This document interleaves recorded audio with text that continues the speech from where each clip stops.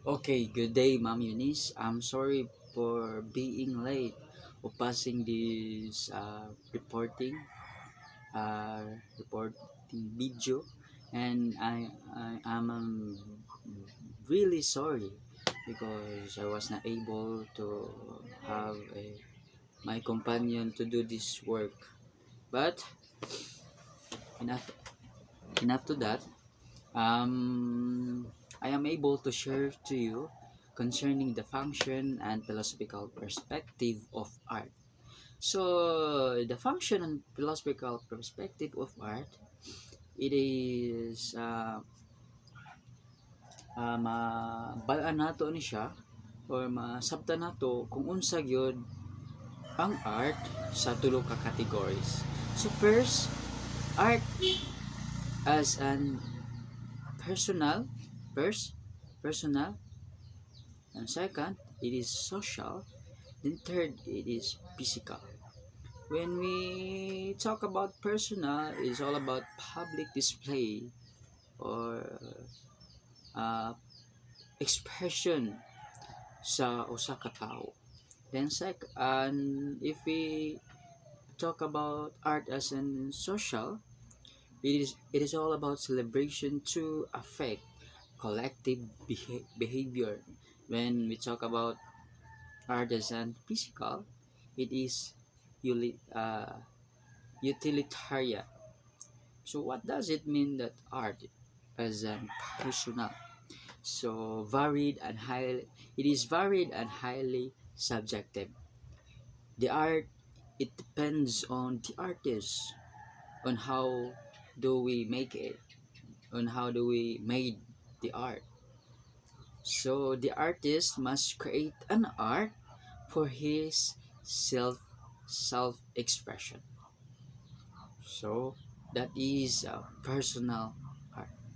So through this, he can communicate to his audience.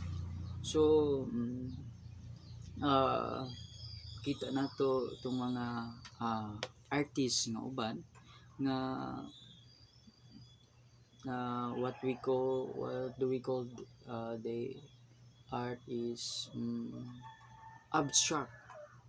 Okay, kanang mga abstract nga arts, that is a example of personal arts. Although it is abstract, the artist is the one who can explain what he made, but it captures the eyes and the attention of the audience because through this art, a personal art, it is full of self-expression or emotion, feelings. Uh, that is all about the personal, the art as an personal. The second is art as a social. So it addresses a particular collective interest. So again, social art as a social, it addresses a particular collective interest as opposed to a personal interest. So it is more on collective interest. So examples of this art, uh, uh, it is a political art, photogra- photography, and performance acts. So when we talk about political art, it is all about a message of protest, speaking those uh, those persons that are willing to win for a position, uh, to be a leader in the future. They use a they use the political art using a uh, message of protest. The second example of art as an social is photography. It's all about taking a photo of a subject, focusing to one subject that produce many ideas and captures all the attentions of the audience is a photography.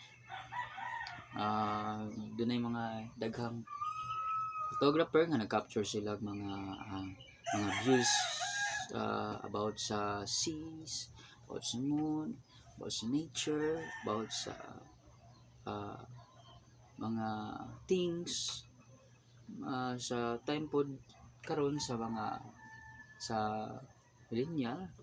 They talk about a random shot, and that's what we call photography as an art. Then third, performance acts. Uh, it's all about a dancers. Mm, yeah, dancers, I think, and also it talks about the dramas that we can see to the cinemas. So that is the three examples of social art. So art as an social. So third, art as an physical, as a utilitarian. So it is the easiest. It is the most easiest, uh, easiest to spot and understand. Kung say pinaka dali nga ma-sabtan or ma-figure out nato nga uh, parts sa art. So it's all about the architecture, the crafted, or the jewelry making. It serves some physical purpose. So the focus of art as a physical, it serves a physical purpose for us to figure out what is the meaning, what is the purpose of that thing.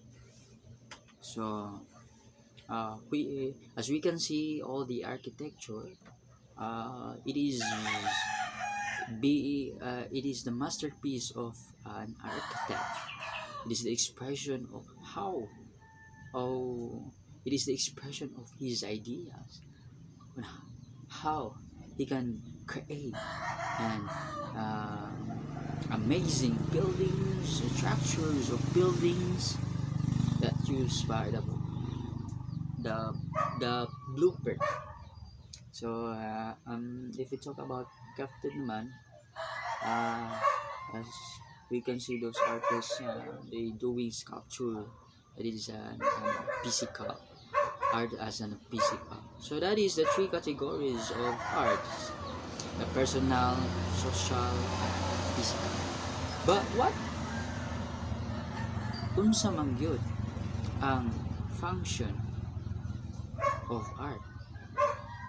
What is the function? What is the function of art? So as we can see, there are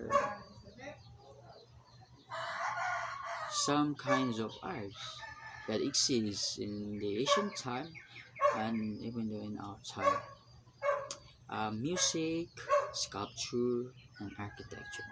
That is the main uh, the main strand of arts. So what is the main function of art? So the main function of art is to be sufficient for someone's need. Aron mahimong able ang usa ka arts ang tagbo sa panginahanglan sa usa ka tao. So music is being made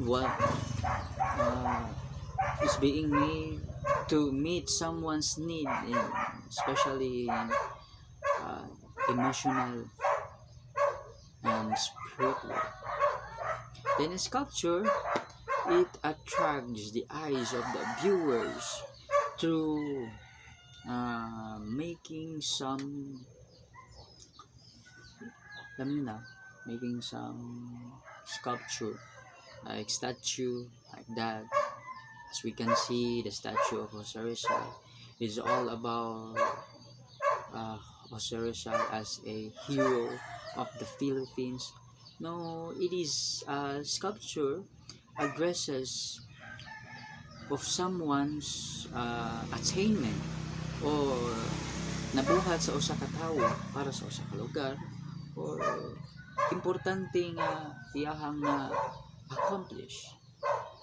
Then third is architecture. The purpose of the buildings is for someone's need. Not only to showcase the talent or the brilliant ideas of an architecture, but it is also to meet someone's need, to for the people to have a shelter. So, what makes art? Um,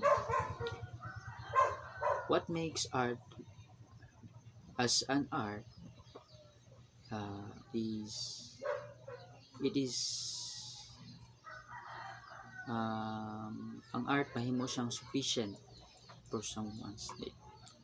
So what is the philosophical perspective of art? So the philosophical perspective of arts is being divided or is categorized into 4 categories. First, we have a imitation. Second, representation. Third is the disinterest judgment. And fourth is communication of emotion. So according to Plato, so uh, the first philosophical perspective of art is imitation. Plato believes that art is more on emotional than rational. So what does it mean? So it makes people blind from the reality.